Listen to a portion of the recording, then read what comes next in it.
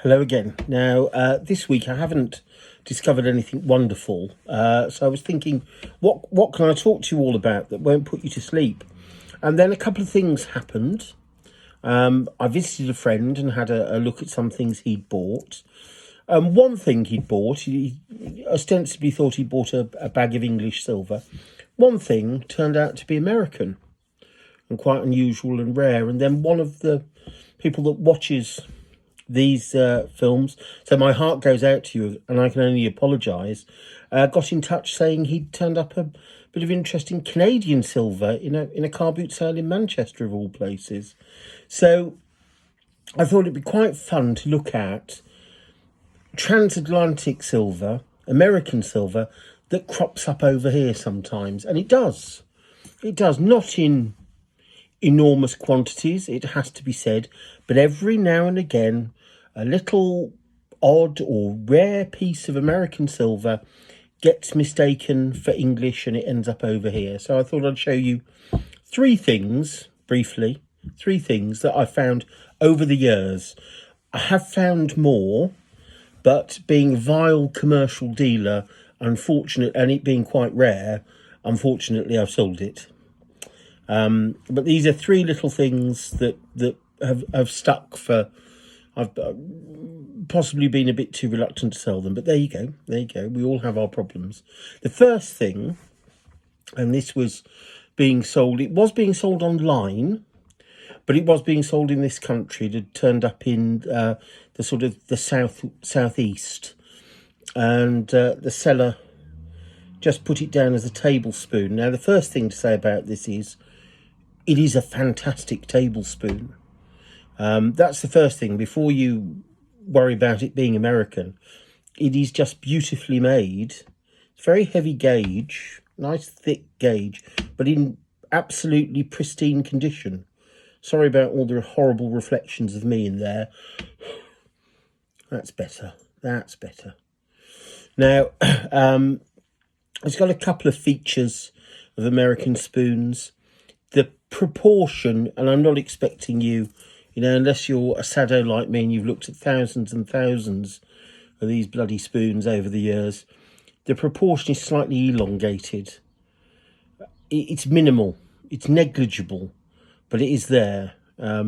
Sometimes you get Exeter tablespoons of this period that have that same slightly elongated bowl by Thomas Eustace, but it seems to be, well, certainly on every American spoon I've seen, it seems to have this in the later part of the 18th century.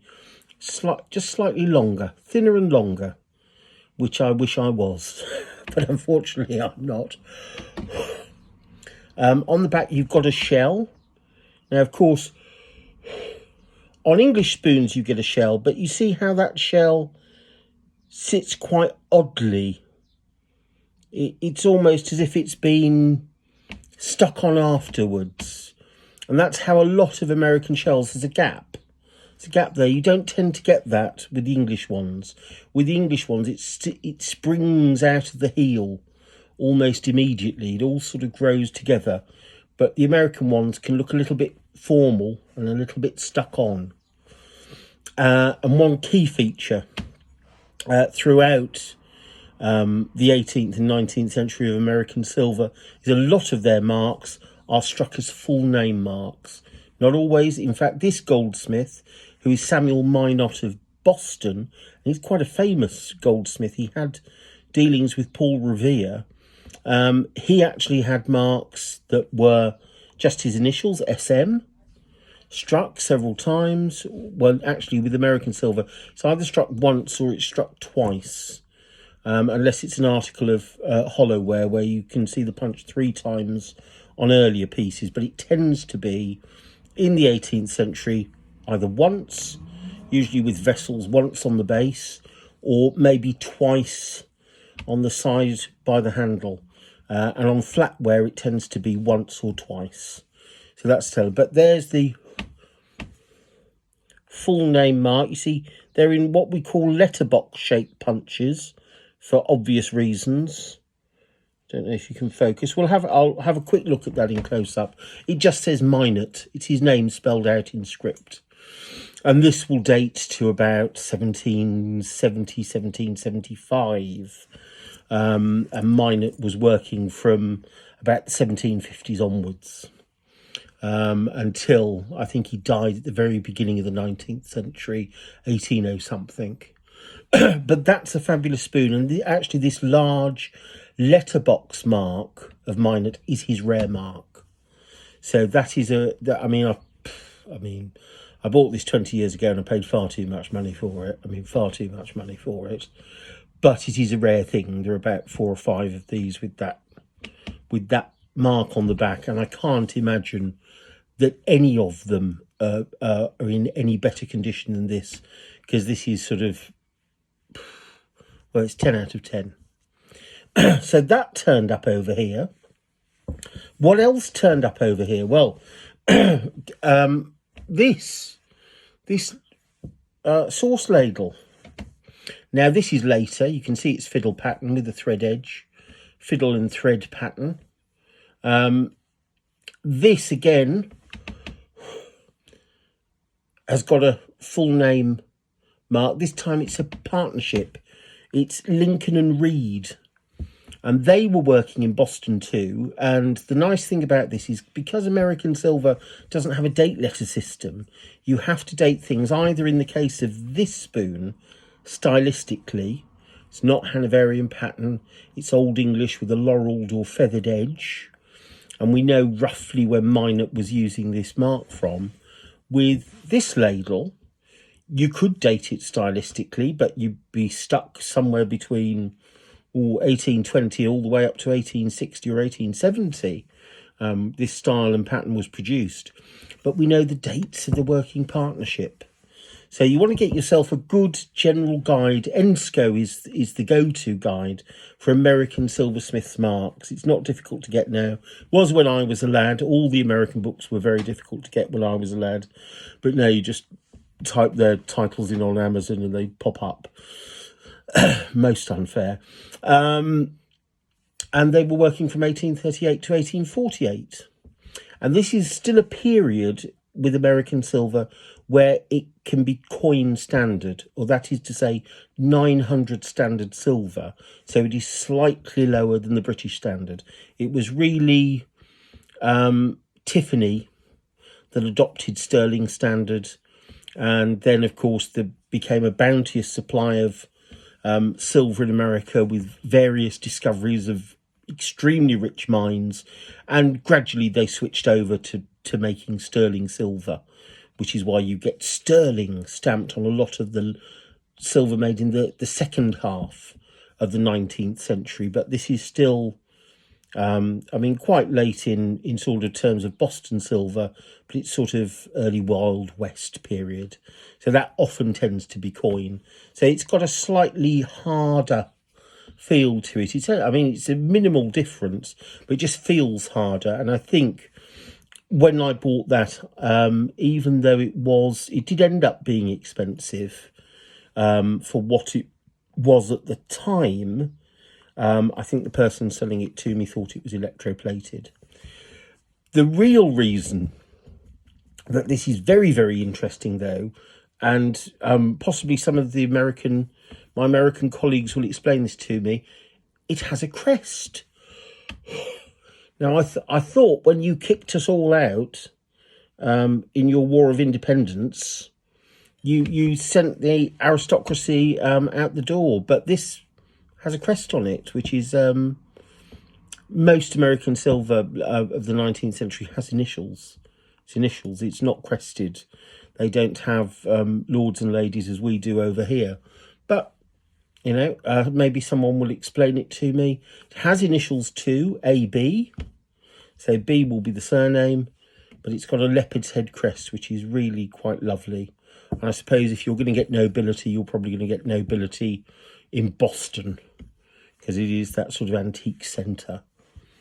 Now, the final thing I found, because I saved the best to last as a reward for the people who can stick out watching the whole bloody video, I found these a few years ago in a sale in the middle of, not in the middle of nowhere. I know the auctioneer, be bitterly offended if I said his auction house was in the middle of nowhere. But it's off the beaten track, shall we say. Not in the heart of London, off the beaten track. And these were, and I think quite understandably, catalogued as little Georgian spoons with a maker's mark. Now, the minute I saw them, not to be smug, but the minute I saw them, they didn't feel like English spoons, but they're miniatures. I mean, just to make the point that they're miniatures, okay? But it's actually a copy of that pattern. It's a copy of that spoon, but in miniature. I don't think you could practically use them unless they were meant as salt spoons. Possibly, but that's the only thing I can think, therefore. They're even too small to use for a little demi-tasse of coffee. So, I mean, they are called toy spoons when they turn up. They could be condiment spoons, but it's unlikely. I think they're a set of 6 toy spoons for an extremely spoilt child to go with their very expensive doll at the period, and a very indulgent father. Now, these are struck simply with one mark again. It's that American feature, one mark, one maker's mark. In this case, and this is probably why there was a bit of confusion, it's 2 initials rather than a full name stamped in a letterbox, which is a clear indicator of them being American. But this is for Enos Reeves. And Enos Reeves came from a family of New Jersey silversmiths, and he served in the American War of Independence. And he went in as a private, and he came out as a captain. And during the war, he met Anne Laguerre in South Carolina. Don't ask me what he was doing down there, but he made his way down there. He lost his heart to her, and he said, solve this for a game of soldiers, quite literally. And he moved to Charleston, South Carolina, to marry her and set up as a working silversmith. So these are remarkable. I mean, truly remarkable. First of all, they are pristine. They have been, maybe a child has played with them once, or maybe they were in a doll's house, goodness knows what, but they have never been used. They are untouched.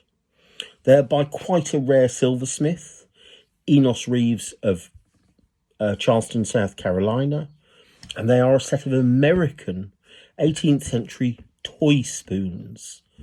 And honestly, go off after this.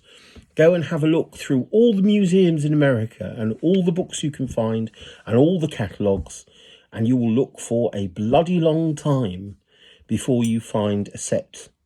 Even a set made in New York or Boston, which are the larger centres where you would hope to find these things, a set of toy spoons, even a single example. So these were remarkable. And even though they turned up in an out-of-the-way place, somebody sort of reckoned them, and I had to pay, 15, 20 times the sale room estimate.